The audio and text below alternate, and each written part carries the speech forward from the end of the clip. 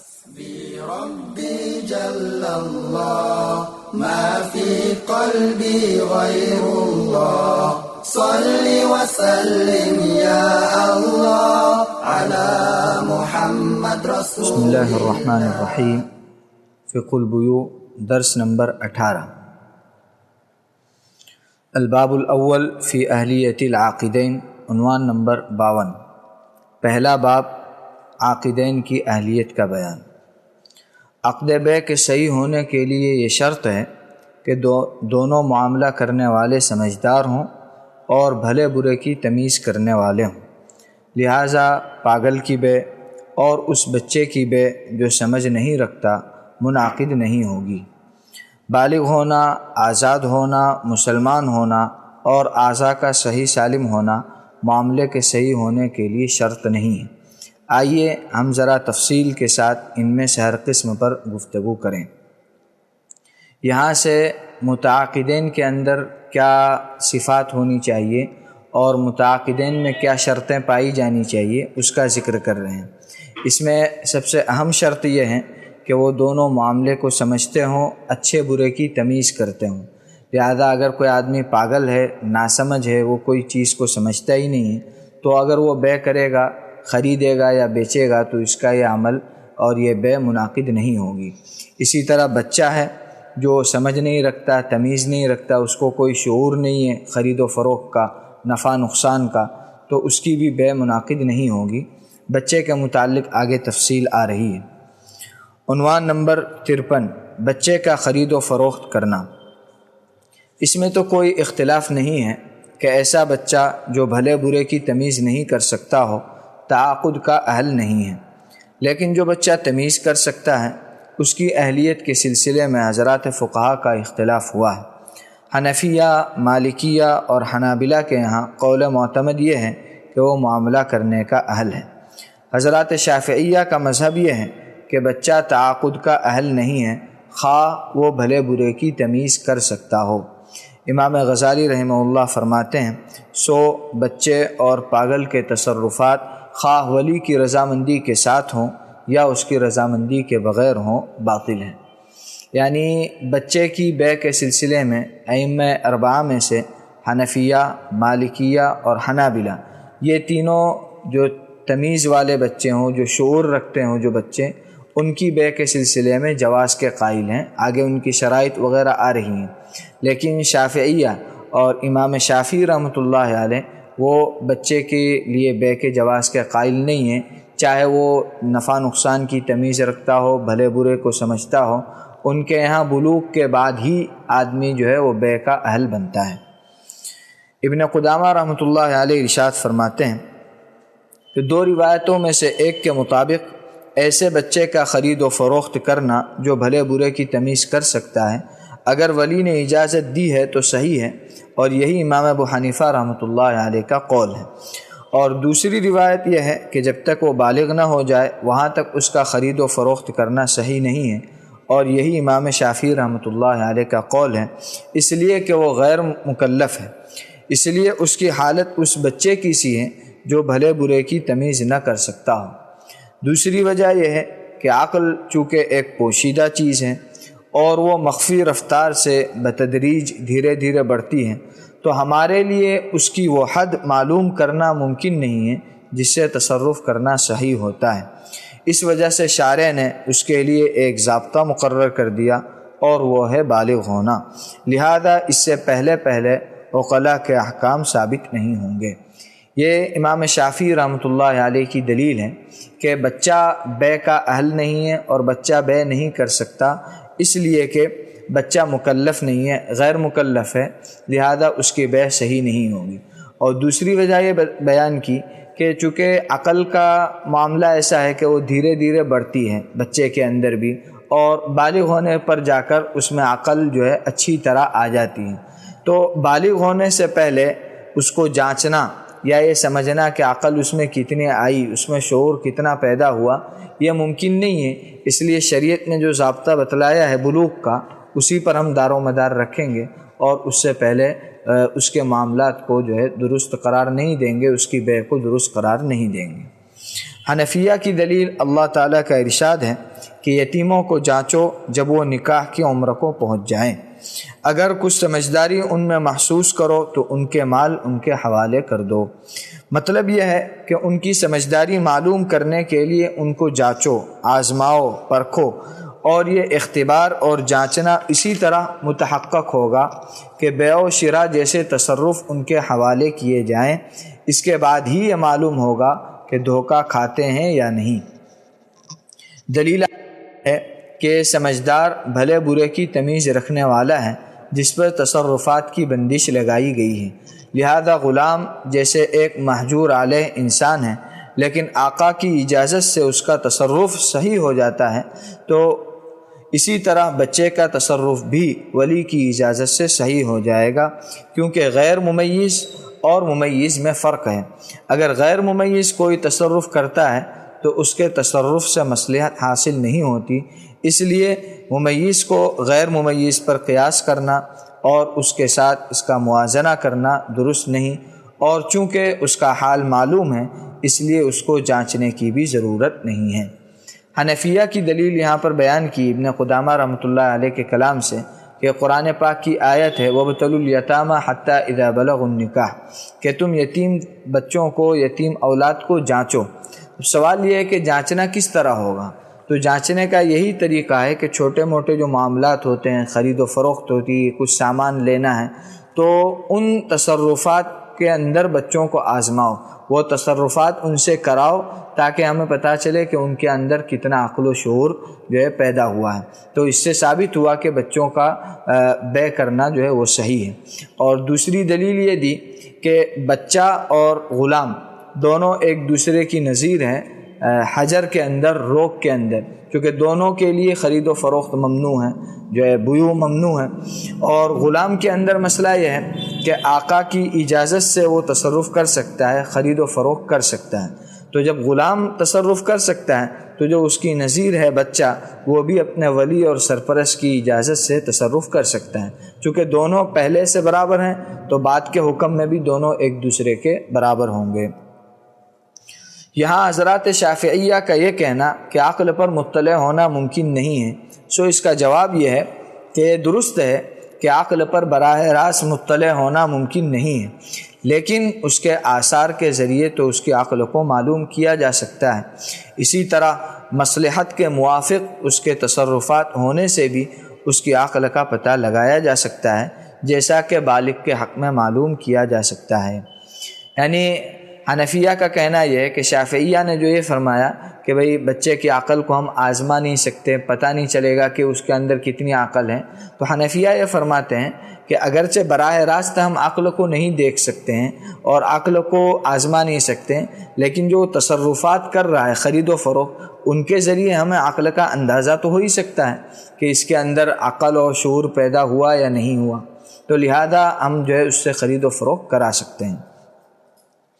چنانچہ بالغ آدمی کے تصرفات صحیح ہونے اور اس کا مال اس کے حوالے کرنے کے لیے اس کی سمجھداری معلوم کرنا شرط ہے، ایسا ہی یہاں پر بھی ہے۔ ہاں، اگر ولی کی اجازت کے بغیر ممیز بچہ تصرف کرے تو وہ درست نہیں ہوگا۔ اس صورت میں یہ احتمال ہے کہ ولی کی اجازت پر موقوف ہو کر یہ تصرف درست ہو جائے، یہی امام ابو حنیفہ رحمۃ اللہ علیہ کا قول ہے۔ یعنی ولی نے اور سرپرست نے بچے کو اجازت نہیں دی، سمجھدار بچہ ہے، تمیز والا بچہ ہے، اور اس نے تصرف کر لیا، تو امام ابو حنیفہ رحمۃ اللہ علیہ فرماتے ہیں کہ اگر ولی اور سرپرست بعد میں بھی اجازت دے دے تو یہ بیع معتبر شمار ہوگی اور اس کا یہ عمل صحیح ہوگا۔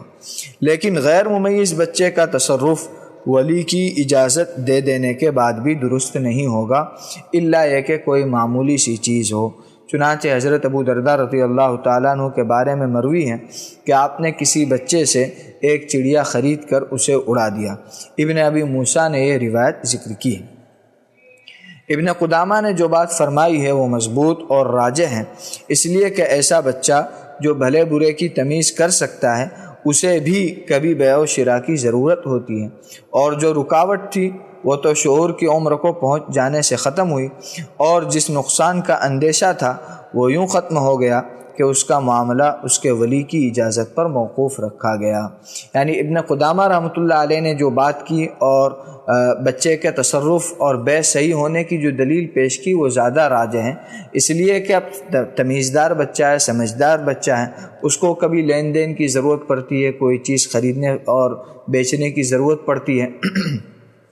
تو لہذا چونکہ سمجھداری تو پیدا ہو گئی تو جو نقصان کا ڈر تھا، ناسمجھی کا جو ڈر تھا وہ ختم ہو گیا، اور دوسرا یہ خطرہ تھا کہ ہو سکتا ہے کہ وہ اپنا کوئی نقصان کر دے، تو اس کے لیے یہ شرط رکھی گئی کہ اس کا ولی اور سرپرست اس کو اجازت دے۔ تو جب ظاہر ہے کہ ولی اور سرپرست اس کو دیکھے گا کہ بھئی اس میں تمیز آ گئی اور یہ نفع نقصان کو اچھی طرح سمجھ رہا ہے،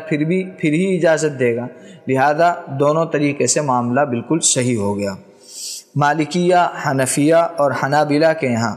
صبی ممیز یعنی تمیز والے اور سمجھدار بچے کی خرید و فروخت ولی کی اجازت پر موقوف ہو کر تب منعقد ہوتی ہے جب بچے کو ولی کی طرف سے مستقل اجازت نہ دی گئی ہو۔ حنفیہ کے نزدیک یہ بھی درست ہے کہ ولی بچے کو تجارتی معاملات انجام دینے کی عام اجازت دے دے، البتہ جو معاملات خالصتاً نقصان پہنچانے والے ہیں، مثلا قرض دینا، کفیل بننا، ہبہ کرنا وغیرہ، ان کی اجازت بہرحال نہیں ہوگی۔ اگر ولی نقصان دہ معاملات کے علاوہ تجارتی معاملات کی اذن عام دے دے تو ان معاملات کا منعقد ہونا اذن خاص پر موقوف نہیں رہے گا۔ یعنی حنفیہ کے یہاں ہر بے کے وقت، ہر معاملے کے وقت ولی کا الگ سے اجازت دینا یہ شرط نہیں ہے، یہ ضروری نہیں ہے۔ اگر ولی نے اس کو دیکھ لیا کہ سمجھدار ہو گیا، اس میں جو ہے تمیز آ گئی، شعور آ گیا اور اس کو اجازت دے دی، عام اجازت، تو اب ہر بے کے وقت الگ سے خاص اجازت دینے کی اور خاص اجازت لینے کی ضرورت نہیں ہے۔ اب وہ جتنے بھی تصرفات کرے گا خرید و فروخت کے، وہ سارے کے سارے صحیح قرار دیے جائیں گے۔ علامہ حسکفی رحمۃ اللہ علیہ فرماتے ہیں اگر صبی یعنی بچہ اور معتوہ کو ولی اجازت دے دے تو خرید و فروخت کے معاملے میں وہ دونوں تمام ہی احکام میں عبد معزون کی طرح ہوں گے، یعنی وہ غلام جس کو آقا نے خرید و فروخت کی تجارت کی اجازت دی ہو اس کی طرح ہو جائیں گے۔ لہذا صغیر ممیز اگر بیع و شراء، اجارہ اور استیجار انجام دے یا کوئی بھی ایسا معاملہ جس میں نفع نقصان دونوں کا احتمال ہو اور یہ معاملات اس نے ولی کی پیشگی اجازت سے انجام دیے تو اس کا تصرف صحیح ہوگا، نافذ ہوگا، اور جب سے صادر ہوا تب سے وہ صغیر کے لیے ملزم بھی ہوگا۔ یعنی جب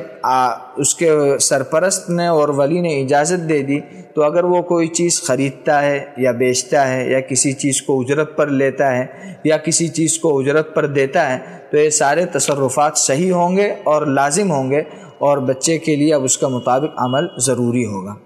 امام ابو حنیفہ رحمۃ اللہ علیہ نے اس حکم کو اتنا عام کر دیا ہے کہ غبن فاحش یعنی کھلم کھلے نقصان، گھاٹے اور دھوکے کی صورت میں بھی ان تصرفات کو درست کہا ہے، جبکہ آپ کے دو شاگرد امام ابو یوسف اور امام محمد رحمۃ اللہ علیہما فرماتے ہیں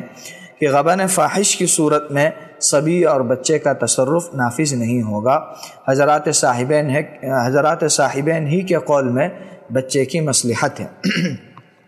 یعنی امام ابو حنیفہ رحمۃ اللہ علیہ کے یہاں تو اجازت میں اتنا عموم ہے کہ اگر ولی اور سرپرست نے اجازت دے دی بچے کو تو اب چاہے بچہ اپنا نقصان کر کے اور زیادہ نقصان کر کے خرید و فروخت کر لے غبن فاحش کے ساتھ، یعنی اتنا دھوکہ کھا لے کہ عام طور پر لوگ اتنا دھوکہ نہیں کھاتے، تب بھی اجازت کی وجہ سے اس کا وہ معاملہ صحیح ہوگا، جبکہ صاحبین فرماتے ہیں کہ نہیں، اگر وہ غبن فاحش سے معاملہ کرتا ہے تو پھر وہ معاملہ نافذ نہیں ہوگا، وہ معاملہ درست نہیں ہوگا، اور ظاہر ہے کہ اس میں ہی صاحبین کے قول میں بچے کی زیادہ رعایت ہے۔ اس مسئلے میں فقہ اسلامی میں جمہور کا مذہب قوانین وضعیہ سے مختلف ہے۔ قوانین وضعیہ کسی بھی معاملے کے صحیح ہونے کے لیے یہ شرط لگاتے ہیں کہ معاملہ انجام دینے والا بالغ ہو۔ چنانچہ معاملات کے انگریزی قانون کی دفعہ نمبر 11 اس بات کی صراحت کرتی ہے کہ جو قانون شہروں میں رائج ہے اس کے مطابق تعاقد کی اہلیت کے لیے یہ ضروری ہے کہ معاملہ کرنے والا بالغ ہو۔ عام انگریزی قانون میں پہلے بلوغ کی عمر 21 سال مقرر تھی، اس کے بعد آئلی قوانین میں ترمیمی قانون کے ذریعے اسے کم کر کے 18 سال کر دیا، لیکن چونکہ اس سے کم عمر والے کو بعض معاملات انجام دینے کی ضرورت پیش آتی ہیں تو قانون نے اشیاء ضروریہ میں اس کے معاملات درست قرار دیے ہیں۔ اس کی تفسیر میں اور طرق تطبیق میں بڑی تفاصیل ہیں۔ یہ مشکلات فقہ اسلامی میں یوں حل ہو گئی کہ اس میں ولی کی اجازت کی شرط رکھی گئی، اور اس کی وجہ یہ ہے کہ تمام امور میں تمام بچوں پر ایک ہی مبدا اور ایک ہی ضابطہ منطبق کرنا بہت ہی دشوار ہے۔ بچے کے ولی کو اس کے حالات کی مکمل بصیرت ہوا کرتی ہے، اسے کون سے معاملات کی ضرورت ہے، کون سے سودے اس کے لیے مضر ہیں، ولی کو اس کا بخوبی اندازہ ہوتا ہے۔ یعنی جو قوانین وضعیہ ہیں جو رائج ہیں مختلف ممالک میں، ان کے مطابق تو تعاقد کے لیے اور بے کرنے کے لیے بچے کا بالغ ہونا ضروری ہے۔ بالغ ہونے سے پہلے وہ جو ہے اس طرح کا کوئی عقد بے قانوناً نہیں کر سکتا، اور قانون میں پہلے اس کا عمر 21 سال تھی اور بعد میں 18 سال کر دی گئی، لیکن ظاہر ہے کہ 18 سال سے پہلے بھی آدمی کو کچھ نہ کچھ چیزیں خریدنے کی ضرورت پڑتی ہے، تو پھر اب انہوں نے اس میں استثناءات کیے اور اشیاء ضروریہ کی اجازت دی۔ اب ظاہر ہے کہ اب اس میں استثناء کرنا اور اس کے متعلق جزیات اور تفاصیل، یہ ساری چیزیں بہت گویا ایک لمبی تفصیل ہے اس میں، تو گویا شریعت اسلامیہ نے جو بتلایا وہ اس کے مقابلے میں زیادہ آسان اور واضح ہے، اور نقصان کا جو پہلو تھا وہ اس طرح ختم ہو گیا کہ ان سارے معاملات کو ولی کی اجازت پر موقوف رکھا گیا، چونکہ بچے کا ولی اور سرپرست جو ہوتا ہے وہ دن بھر بچے کے ساتھ رہتا ہے، گھر کے اندر اس کے ساتھ رہتا ہے، وہ بچے کے حالات سے سب سے زیادہ واقف ہوتا ہے۔ چونکہ بچوں کا معاملہ ایسا ہے کہ کسی ایک ضابطے کے مطابق ان کو ڈھالا نہیں جا سکتا ہے، کسی کے اندر شعور جلدی پیدا ہوتا ہے، کسی میں دیر سے پیدا ہوتا ہے، کسی میں سمجھ کم ہوتی ہے، کسی میں زیادہ ہوتی ہے، تو اس کے لیے کوئی ایسا ضابطہ بنانا مشکل ہے جو تمام پر لاگو ہو اور تمام پر جاری ہو۔ اس لیے ولی کے اوپر موقوف رکھا گیا کہ اگر ولی سمجھ جائے اور ولی کو یہ اندازہ ہو جائے کہ بچے میں شعور ہو گیا تو وہ اجازت دے سکتا ہے۔ ظاہر ہے کہ اس میں تمام طرح سے بچے کے نقصان سے حفاظت ہے بچے کے معاملات میں، لہذا یہ گویا عمل کے زیادہ لائق ہے۔ عنوان نمبر 54، سن تمییز، شعور کی عمر کی حد۔ بعض فقہا نے 7 سال رکھی ہے، جیسا کہ حسکفی رحمہ اللہ نے در مختار میں ذکر کیا ہے، اور ابن عابدین رحمہ اللہ نے فتاوی قاری الہدایہ کے حوالے سے اسی کو نقل کیا ہے۔ بظاہر ان حضرات نے اس مسئلے میں اس حدیث سے سہارا لیا ہے جو حضور صلی اللہ علیہ وسلم سے مروی ہے کہ آپ نے ارشاد فرمایا، اپنے بچوں کو جب وہ 7 سال کے ہوں نماز کا حکم دو۔ لیکن بیشتر فقہا نے معاملات کا شعور حاصل ہونے کے لیے کسی معین عمر کی قید نہیں لگائی۔ وجہ اس کی یہ ہے کہ تمیز و شعور کے معاملے میں بچوں کے احوال مختلف ہیں، بعض بچے بہت جلدی سمجھنے لگتے ہیں، بعضوں کو دیر لگتی ہے۔ اس وجہ سے اس مسئلے میں شعور کی پختگی معیار ہونا چاہیے، نہ کہ کوئی معین عمر۔ در مختار میں جو ذکر کیا ہے وہ تو صرف بچے کا اسلام معتبر ہونے کی عمر کا مسئلہ ہے۔ اس کے بعد ابن عابدین نے عنایہ سے عبارت نقل کی ہے جس میں صبی عاقل کی تفسیر یہ کی ہے کہ وہ نفع نقصان کو سمجھتا ہو، اسلام سیدھا راستہ ہے اور اس کی پیروی اس کے لیے بہتر ہے، اس بات کو سمجھتا ہو۔ اور ابن حمام رحمۃ اللہ علیہ نے فتح القدیر میں اس کی تفسیر صفت اسلام کو سمجھنے والے سے کی ہے۔ خود حسکفی رحمۃ اللہ علیہ نے جب کتاب المعزون میں معاملات کے اندر بچے کے ممیز ہونے کی بات کی ہے، وہاں انہوں نے کوئی مخصوص عمر بیان نہیں کی، بلکہ یہ لکھا ہے کہ اجازت کے صحیح ہونے کے لیے یہ شرط ہے کہ اس کو اتنی سمجھ ہو کہ بیچنے سے بائع کی ملکیت ختم ہو جاتی ہے اور خریدنے سے خریدار کو ملکیت حاصل ہوتی ہے۔ زیلائی نے یہ اضافہ کیا ہے کہ اسے معمولی نقصان اور بڑے نقصان کی سمجھ ہو اور معاملہ کرنے سے اس کا مقصد نفع حاصل کرنا ہو۔ پورا عنوان کا خلاصہ یہ ہے کہ کیا بچے کے اس بے وغیرہ کرنے کے لیے کوئی عمر کی تحدید ہے، کہ وہ کتنے سال میں تمیز تک پہنچتا ہے، کتنے سال میں اس میں سمجھداری ہوتی ہے۔ تو بعض فقہا نے 7 سال کی عمر جو ہے طے کی ہے، 7 سال کی تحدید کی ہے، اور بظاہر جو نماز کا حکم ہے حدیث شریف میں 7 سال کی عمر میں، اسی کے اوپر قیاس کرتے ہوئے انہوں نے یہاں پر بھی 7 سال کی عمر لگائی ہے۔ لیکن اکثر فقہا کے یہاں راجح یہی ہے کہ اس چیز کو بچے کی کوئی خاص متعین عمر کے ساتھ مقید نہیں کیا جا سکتا ہے۔ بچوں کے احوال مختلف ہوتے ہیں، کوئی جلدی شعور پیدا ہو جاتا ہے، کسی میں دیر سے پیدا ہوتا ہے، کوئی بات کو جلدی سمجھنے لگتا ہے، کوئی تھوڑا دیر سے سمجھتا ہے۔ اس لیے کوئی خاص اس میں جو متعین عمر کی تحدید نہیں ہے کہ 7 سال یا 8 سال یا 10 سال، بلکہ جب بچے میں شعور پیدا ہو جائے، جب سمجھ پیدا ہو جائے تو اس وقت سے اس کے تصرفات معتبر ہوں گے۔ اور جو بعض حضرات نے 7 سال جو قید رکھی ہے، اس کا جواب دوسرے فقہا نے یہ دیا ہے کہ یہ دراصل اسلام معتبر ہونے کی عمر کا تحدید ہے، کہ بچے کا اسلام کب معتبر ہوگا؟ تو اس وقت معتبر ہوگا جب وہ 7 سال کا ہو جائے اور اس میں اسلام کو سمجھنے کی صلاحیت پیدا ہو جائے، ورنہ بے کے لیے کوئی عمر متعین نہیں ہے۔ جب بچے میں